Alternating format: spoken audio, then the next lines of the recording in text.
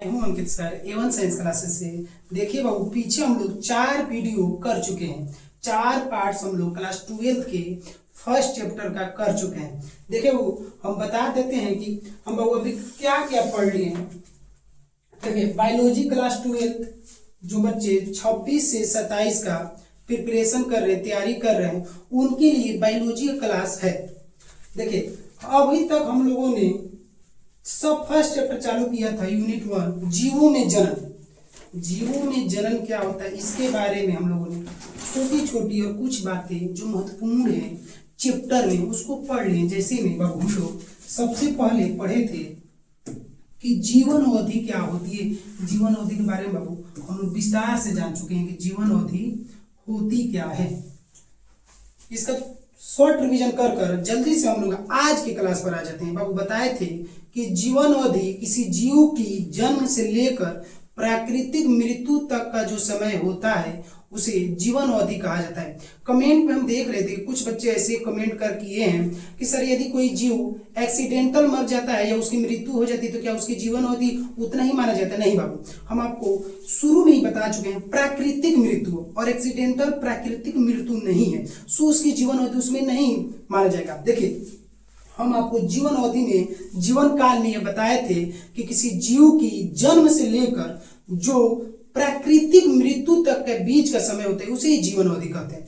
और next point में जन्म क्या है, जन्म के क्या प्रकार हैं, ये बताए थे कि जब कोई जीव अपने जैसा संतति यानी संतान उत्पन्न करता है तो उसे जनन कहते हैं। इसके हम 2 टाइप्स बताए थे, पहला लैंगिक, दूसरा अलैंगिक। अलैंगिक जनन आपको बता चुके हैं, अलैंगिक जनन के टाइप्स भी बता चुके हैं कि जनन के प्रकार है लैंगिक और दूसरा लैंगिक और दूसरा अलैंगिक। यहाँ पर पहले लिखते हैं अलैंगिक और दूसरा लैंगिक लिखते हैं, ऐसे कोई दिक्कत नहीं। पहले हम लोग लैंगिक के बारे में पढ़े थे और सबसे पहले हम लोग लैंगिक जनन के बारे में, लैंगिक जनन क्या होता है उसको विस्तार से पढ़े हैं, 6 वर्गों में बांटकर पढ़े हैं। पहला वो विखंडन, सबसे पहले हम लोग पढ़े थे कि विखंडन ये लैंगिक जनन का टाइप से विखंडन। इसमें बताए थे कि जब कोई जीव या एक कोशिकीय जीव अपने शरीर को तोड़कर 2 पार्ट्स में तोड़कर या 2 से अधिक पार्ट्स में तोड़कर नए जीवों का निर्माण कर लेता है तो उसे विखंडन कहते हैं। इसे 2 वर्गों में बांटे थे, पहला द्विविखंडन, दूसरा बहुविखंडन। उसके बाद दूसरा भाग हम लोग मुकुलन पढ़े थे, तीसरा बीजाणु जनन, चौथा पुनर्जनन, खंडन और 6 नंबर कायिक प्रबंधन। और आज की क्लास हम लोग यही कायिक प्रबंधन से चालू कर रहे हैं। लास्ट के जो वीडियो आया था उसमें हम लोग कायिक प्रबंधन तक ही पढ़े थे, तो आज का क्लास जो बाबू चालू होगा वो डायरेक्ट कायिक प्रबंधन से ही चालू हो रहा है। आपको बताए थे कि जब पौधे के किसी पार्ट्स या कायिक भाग का यूज कर नए पौधे नए जीव का निर्माण कर लिया जाता है तो उसे कायिक प्रबंधन कहा जाता है। बात को ध्यान से सुनना है, जब किसी पौधे के किसी कायिक भाग का प्रयोग करके नए पौधे का नए जीव का निर्माण कर लिया जाता है तो उसे कायिक प्रबंधन कहा जाता है। वही बात यहाँ पर हम नोट्स के रूप में लिख दिए हैं कि कायिक प्रबंधन अलैंगिक जनन की एक विधि है। अलैंगिक प्रजनन या जनन की एक प्रकार है जिसमें पौधे का विकास बीज से नहीं होता है। आपको ये बात हमेशा याद रखना है कि कायिक प्रबंधन में पौधे का विकास बीज से नहीं होता है, उसके किसी न किसी पार्ट्स होते हैं, कायिक पार्ट्स होते हैं। कायिक पार्ट्स क्या क्या होते हैं वो सब आगे हम लोग कायिक प्रबंधन में पूरा विस्तार से पढ़ेंगे, पूरा एकदम डिटेल से डीप में पढ़ेंगे कायिक प्रबंधन को। और जब ये कायिक प्रबंधन अच्छे से पढ़ लेंगे तो इसके बाद आज ट्राई करते हैं कि पूरा कायिक प्रबंधन पढ़ा दें। थोड़ा लंबा क्लास हो जाएगा लेकिन ट्राई करते हैं, नहीं तो फिर आने वाले अगले वीडियो में कायिक प्रबंधन को पूरी तरह से समाप्त कर देंगे। तो देखिए बाबू, कायिक प्रबंधन क्या होता है, तो जब किसी पौधे के किसी कायिक भाग से नए जीव का निर्माण कर लिया जाता है, नए जीव का निर्माण कर दिया जाता है तो उसे कायिक प्रबंधन कहा जाता है। इसमें बीज का प्रयोग नहीं होता है। आपको हमेशा याद रखना है कि कायिक प्रबंधन अलैंगिक जनन की एक विधि है जिसमें बीज के बजाय उसके किसी पार्ट से नए जीव का निर्माण कर लिया जाता है। कायिक पार्ट से नए जीव का निर्माण कर लिया जाता है तो उसे कायिक प्रबंधन कहते हैं। कायिक पार्ट्स में बाबू हम लोग तना, जड़, पत्ती इत्यादि को शामिल कर सकते हैं और इनसे ही नए जीवों का निर्माण किया जाता है। कैसे नए नए जीवों का निर्माण होगा, एक एक पॉइंट लाइन बाय लाइन आज की इस लेक्चर में हम लोग बाबू पढ़ेंगे। देखिए, या जब से कोई पूछता है कि कायिक प्रबंधन क्या है तो एकदम अच्छे से एक अच्छा परिभाषा यहाँ पर हम लिखे आपके लिए कि कायिक प्रबंधन क्या है। एकदम अच्छे से इसको परिभाषित किया जा सकता है कि कायिक प्रबंधन अलैंगिक जनन की एक विधि होती है। कायिक प्रबंधन अलैंगिक जनन की एक विधि है, एक प्रकार है, जिसमें नए जीव का निर्माण बीज के बजाय पौधे के कायिक भागों जैसे जड़, तना या पत्तियों से होता है। तो यही प्रक्रिया क्या कहलाती है जी? कायिक प्रबंधन कहलाती है। इसी प्रक्रिया को कायिक प्रबंधन कहा जाता है। यह प्रक्रिया कृत्रिम और प्राकृतिक दोनों रूप से हो सकती है। और कृत्रिम जिसमें मानव की मदद से किसी पादप से नए जीव का निर्माण किया जाए तो उसे कृत्रिम कहते हैं। और प्राकृतिक बाबू जब नए जीव का निर्माण किसी पादप से स्वयं से ऑटोमेटिक हो जाता है तो उसे प्राकृतिक कहेंगे। एकदम विस्तार से पढ़ते हैं प्राकृतिक क्या होता है, कृत्रिम क्या है, कैसे कृत्रिम से नए जीव का निर्माण हो सकता है और कैसे प्राकृतिक से होता है। ये बात सभी एक एक बात हम लोग पूरा डिटेल से पढ़ेंगे कायिक प्रबंधन में। तो देखिए कायिक प्रबंधन की परिभाषा आपको अच्छे से याद हो जाएगा बाबू कि अलैंगिक जनन की एक विधि है जिसमें किसी जीव के कायिक भाग, किसी पौधे के कायिक भाग, तना, जड़ या पत्ती से नए जीव का निर्माण कर लिया जाता है। ये कृत्रिम और प्राकृतिक दोनों रूप से हो सकता है। वही बात बाबू लिखा है। और यदि जैसे मत करें कि कैसे वो कुछ जीवों का नाम दे तो आप देख होंगे बाबू आलू के उसके पार्ट्स को, उसके तने को, उसके पार्ट्स जो होते हैं बॉडी पार्ट्स, उसको कट कर कर जो आंख होता है उसी को रोप दिया जाता है, जिससे अंकुरन होती है, उसमें से नए पत्तियां निकलती है और उससे आगे चलकर परिपक्व होकर नए जीवों और ज्यादा आलू का बनता है।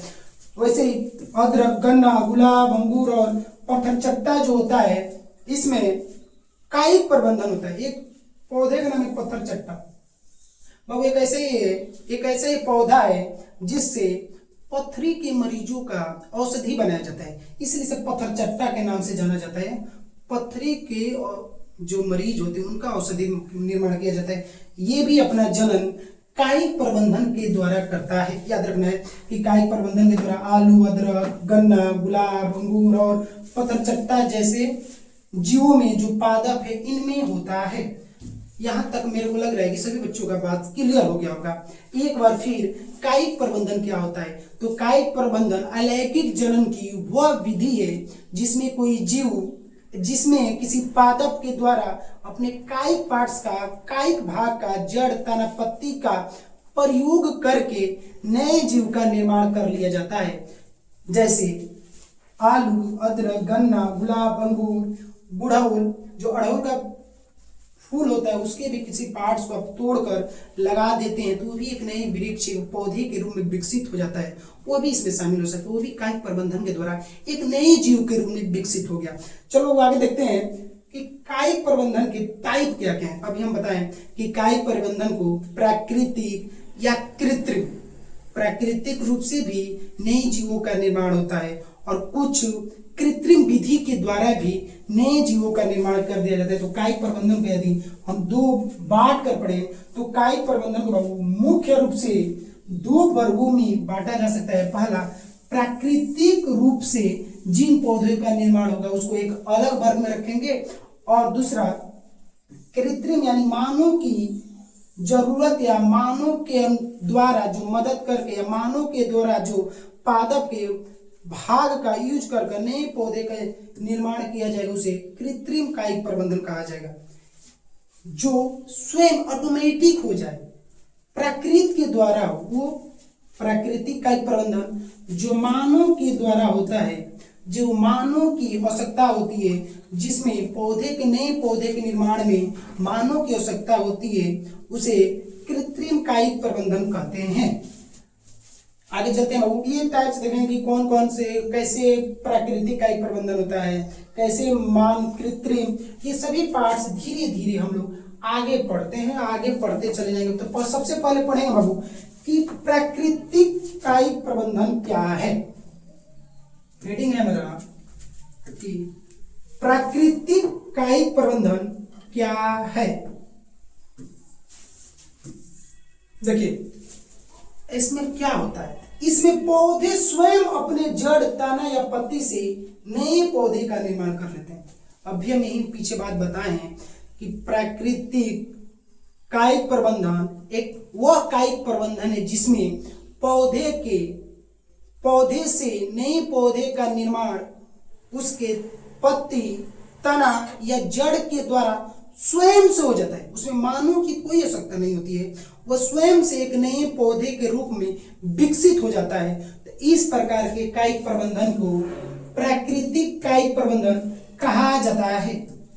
देखिए वो याद रखिए कि वैसा कायिक प्रबंधन जिसमें नए पौधे का निर्माण ऑटोमेटिक हो जाए, प्राकृतिक रूप से हो जाए, उसे प्राकृतिक कायिक प्रबंधन कहते हैं। जैसे यहाँ पर शकरकंद, शकरकंद का मतलब आप नहीं समझ रहे हो, कुछ लोग शकरकंद जो कोन, हमारे जहाँ पर हमारे क्षेत्र में शकरकंद को कोन कहा जाता है, उसका पिक्चर है भी, शकरकंद कैसे होते दिखा देते हैं। और आलू, प्याज इत्यादि, यदि शकरकंद को कहीं ऐसे छोड़ दिया जाए तो ऑटोमेटिक उसके कायिक भागों से, उसके तने से पूरा नए शकरकंद का निर्माण हो जाएगा। वैसे ही आप आलू है कोई, देखिए मान लीजिए यहाँ पर आलू है और ऐसे इसको कहीं फेंक दे या कहीं ये मिट्टी में ऐसे ही छोड़ दें तो कुछ समय बाद जब आलू में आंख होगा तो ये आंख निकल जाता है, पौधे के रूप में विकसित हो जाएगा और नीचे जो मिट्टी के नीचे बहुत सारे आलू नए जीव के रूप में विकसित हो जाएंगे। ये इसमें मानव ने कुछ भी नहीं किया, मानव ने एक आलू था उसको फेंक दिया और ये जब मिट्टी के संपर्क में आया, नमी पाकर ये सक्रिय हो गया और निकल कर नए पौधे के रूप में नए जीवों का निर्माण कर लिया। इसे ही क्या कहते हैं जी, प्राकृतिक। आलू वैसे ही प्याज में हो सकता है इत्यादि, शकरकंद, आलू, प्याज इत्यादि और भी बहुत सारे जीव है, बहुत सारे पौधे हैं, लेकिन जो एग्जाम्पल दे रहे हैं उसको याद रखना है। ये सब पूछी हुई बात है, इसलिए इसको याद रखना है। चलिए आगे बाबू हम लोग देखते हैं कि आज की आगे क्लास में पहले ये देख लेते हैं कि इसके भी कुछ टाइप हैं। अभी हम लोग पढ़े हैं कि कायिक प्रबंधन जड़, तना या पत्ती के द्वारा होता है और उसको भी दो पार्ट्स में बांटकर पढ़े, पहला प्राकृतिक और दूसरा कृत्रिम। तो सबसे पहले प्राकृतिक के बारे में हम लोग जानना चालू कर लिया बाबू कि प्राकृतिक कायिक प्रबंधन क्या होता है, कि प्राकृतिक कायिक प्रबंधन क्या है। इसमें हम बताएं कि जब किसी पादप के कायिक भाग का प्रयोग करके नए जीवों का निर्माण पादप स्वयं ही कर लेता है बिना मानव की सहायता से, तो उसे प्राकृतिक कहते हैं। वैसे तब इसमें हम लोग पढ़ेंगे लाइन बाय लाइन एक एक कर कि तना से कैसे होगा, जड़ से कैसे होगा। पहला पढ़ेंगे कि जड़ से कैसे कायिक प्रबंधन होगा, फिर दूसरा पढ़ेंगे तना से कैसे होगा और तीसरा वो पढ़ेंगे पत्ती से कायिक प्रबंधन की क्रिया कैसे होगी। तो सबसे पहले वो जड़ से कैसे होगी इसके बारे में जानते हैं कि जो जड़ है इससे कैसी होगी, कि जड़ से कायिक प्रबंधन की क्रिया कैसे होगी। एक मिनट, जड़ से कायिक प्रबंधन की क्रिया कैसे होगी। देखिए जैसे में देखिए जब जड़ से नई कोपल निकलती है और वह एक नए जीव का निर्माण कर लेती है तो उसे जड़ के द्वारा कायिक प्रबंधन कहा जाता है। देखिए मान लीजिए यहाँ पर एक जीव है इधर कहीं और ये इसके जड़ से, जो जड़ है सब पार्ट से है और इससे कोई कोपल निकले और आगे चलकर ये जो जीव है एक नए जीव के रूप में विकसित कर ले तो वही क्या होते जी, कायिक जड़ के द्वारा कायिक प्रबंधन होता है। देखिए मान लीजिए कोई जीव हो गया, एक मिनट,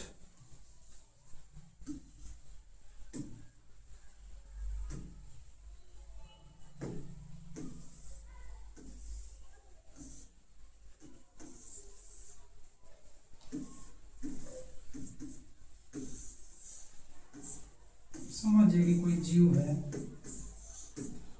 और नीचे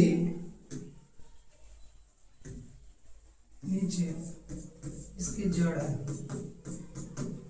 और इस जड़ के द्वारा यहां से जड़ निकला, ऊपर यहां से छोटी छोटी पत्तियां आगे ऊपर निकल जाए और ये एक नए जीव के रूप में विकसित हो जाए, इसे क्या कहेंगे? जड़ के द्वारा।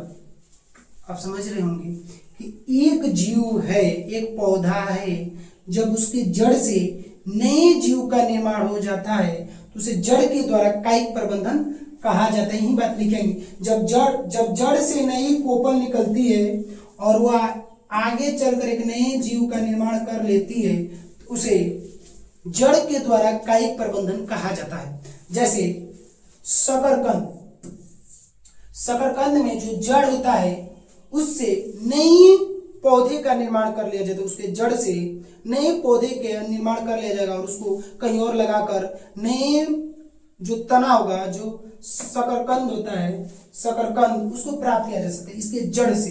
वैसे डहेलिया का एक पौधा है, इससे मतलब ये दोनों के जो जड़ होते हैं, इन दोनों के जड़ से नए पौधे का निर्माण किया जा सकता है।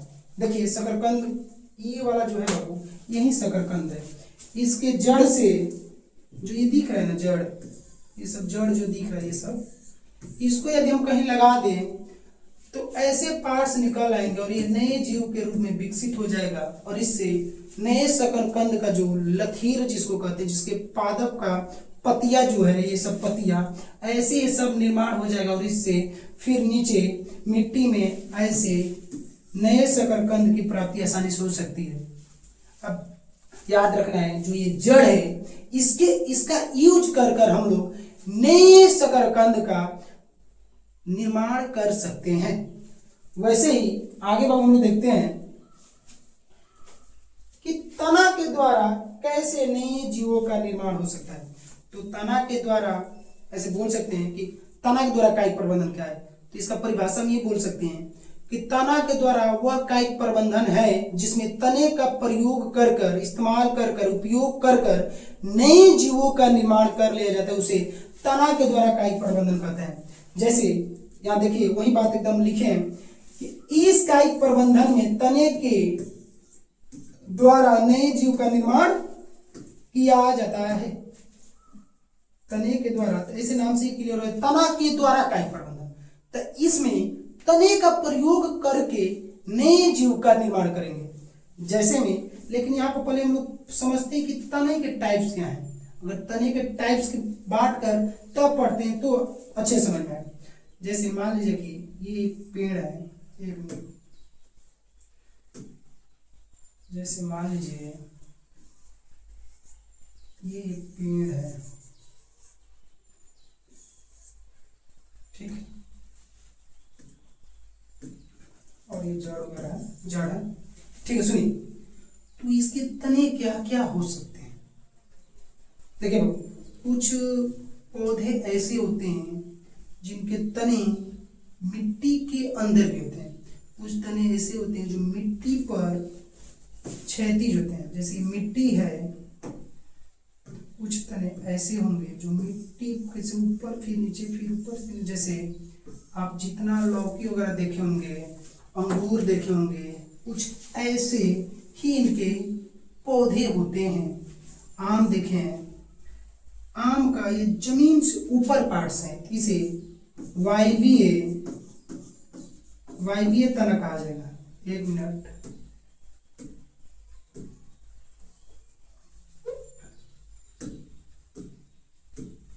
इसे वायवीय तना कहा जाएगा, जो जमीन से ऊपर है, जो जमीन पर लेटे हुए, कुछ जमीन पर आता है, कुछ ऊपर, फिर जमीन पर, फिर ऊपर, तो उसे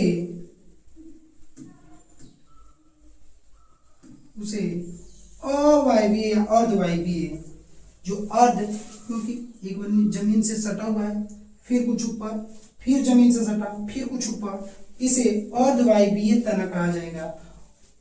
और जो भूमि के अंदर होता है, जो पूरी तरह भूमि के अंदर होता है, उसे भूमिगत तना कहा जाएगा। एक बार और, जो भूमि से ऊपर होता है, पौधे का वैसा पार्ट्स जो भूमि के ऊपर होता है, पौधे का वह तना जो भूमि के ऊपर, भूमि से टच ना किया, उसे वायवीय या भूमि ऊपरी तना कहा जाता है। वैसा पार्ट्स जो भूमि से टच भी करता है और ऊपर भी होता है, जैसे ये, उसे अर्धवायवीय तना कहा जाएगा। और जो भूमि के अंदर होता है उसे भूमिगत तना कहा जाएगा। तीनों बात क्लियर है कि जो भूमि के अंदर उसे भूमिगत, जो भूमि से ऊपर उसे वायवीय, और जो भूमि से सटा हुआ और फिर भूमि से ऊपर भी, इसके कुछ पार्ट्स भूमि से सटे होते हैं और कुछ पार्ट्स भूमि से ऊपर भी, तो उसे अर्धवायवीय तना कहा जाता है। ये तीनों पार्ट्स, अब इनके आधार पर कैसे कायिक प्रबंधन होता है उसके बारे में देखते हैं। तो सबसे पहले देखेंगे बाबू, भूमिगत जो वायवीय है, जो भूमि के ऊपर है, उसे हम लोग आगे देखेंगे। सबसे पहले जो भूमिगत है उसको देखते हैं। देखिए, सबसे पहले भूमि के अंदर जो तना होगा, उससे नए जीवों का निर्माण कैसे होता है, उसे क्या कहते हैं। देखिए, ये पहला आलू है, और आलू भूमि के नीचे होता है, इसे ही हम लोग भोजन के रूप में ग्रहण करते हैं। और उसके जो नीचे वाले पार्ट्स हैं उसी को कट कर कर, यहाँ पर समझिए, ये मान लीजिए ये अच्छा आलू है, ठीक है। इसके ही अगर इसको रोपनी करनी हो तो कुछ ऐसे, कुछ ऐसे, कुछ ऐसे या कुछ ऐसे, इस सभी पार्ट्स को रोप सकते हैं। या ऐसे एक को लगा देंगे तो भी उससे सब निकलेंगे और तने के रूप में ऊपर आ जाएंगे। लेकिन हम लोग यूज क्या करते हैं, इसका इस्तेमाल करते हैं, और इससे ही नए जीवों का निर्माण होता है। हम लोग इसका इस्तेमाल करते हैं और इससे ही नए जीवों का निर्माण होता है। और यहां पर यदि आपसे कोई पूछता है कि जो आलू है उसके तने को, जो आलू है उसे क्या कहते हैं, उसके तने को क्या कहा जाता है, तो आपका आंसर होना चाहिए क्या जी, कंद। क्या कहते हैं बाबू, कंद। जो आलू है इसके तने को कंद कहा जाता है, और कंद को ही हम लोग भोजन के रूप में, मतलब आलू को भोजन के रूप में ग्रहण करते हैं। और आलू हमेशा भूमि के ऊपर होता है जी, आलू हमेशा भूमि के नीचे होता है। तो जो आलू होगा वो भूमिगत तना का एग्जाम्पल है। यदि आपसे कोई पूछेगा कि आलू के किस भाग को खाया जाता है, किस भाग से नए जीव का निर्माण किया जाता है, तो आपका आंसर होगा कंद। और ये हमेशा कहाँ होते हैं जी, भूमि के नीचे। वहीं दूसरे बात करें, अदरक, हल्दी, दोनों बोल सकते हैं, या इसको हल्दी भी कर लीजिए। अदरक और हल्दी दोनों सेम है, जो इसमें होगा वही हल्दी में भी होगा। देखिए, इसके भाग को, जो तना हल्दी या अदरक जो नीचे होता है, उसके भाग को क्या कहते हैं, उसको राइजोम यानी प्रकंद कहा जाता है। राइजोम, प्रकंद कहा जाता है। हल्दी या अदरक का जो तना भूमि के अंदर होता है, जो भूमिगत होता है, उसे प्रकंद कहा जाता है। वहीं यदि हम प्याज की बात करें तो इसके तने को सल्पकंद यानी वल्ब कहा जाता है, और अरबी जो होता है उसे घनकंद कहा जाता है। अरबी जो अरबी का पत्ता के जैसा होता है, उसका चित्र होगा, रुकिए कुछ सेकंड। जैसे इसमें ये देखिए, ये आलू है, ये निकल गया कलिका, इससे नए जीवों का निर्माण हो गया। ये ऊपर कलिका और यहाँ पर आलू है, तो इसी को, ये सभी जो है, सभी क्या है जी, सब आलू है। और हम बात कर रहे थे कि आलू के इसी भाग को, ये तो आँख हो गया जिससे निकला है, ये कलिकाएं हो गई, और इसी को, पूरे आलू को ही प्रकंद, कंद कहते हैं। वैसे ही देखिए, वैसे ही जो ये अरबी जिसे कहा गया, यही है, कुछ ऐसे दिखता है अरबी। इसके जो ये पार्ट्स होते हैं जो भूमि के अंदर होते हैं, इसको घनकंद कहा जाता है। इसके जो पार्ट्स होते हैं इसको घनकंद कहा जाता है। ये जो पार्ट्स है घनकंद।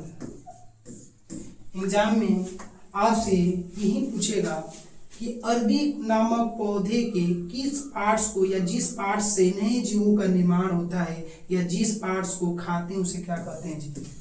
घनकंद। कायिक प्रबंधन के द्वारा अरबी पौधे से नए जीवों का जो निर्माण होता है उसे घनकंद कहा जाता है। वैसे ही आलू को कंद, अदरक और हल्दी को प्रकंद, और जो प्याज होता है उसे शलकंद। ये सभी बातें हो चुकी और मेरे को लगता है कि यहाँ तक क्लियर होगा।